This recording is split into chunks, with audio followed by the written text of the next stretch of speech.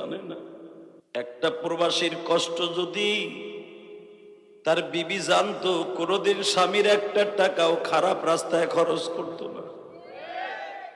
প্রবাসীদের কষ্ট আমার মালিক ছাড়া কেউ জানে না।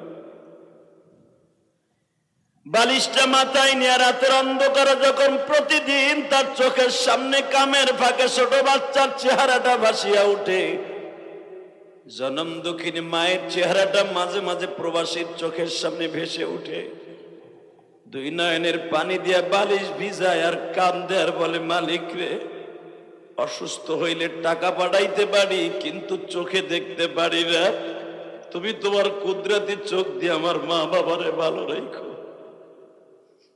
প্রবাসীদের বেদনা আল্লাহ ছাড়া কেউ জানে না রে যুবক ভাই। ওই বাবা আমার কাছে টাকা দিয়ে কি বলছে জানো? হুজুর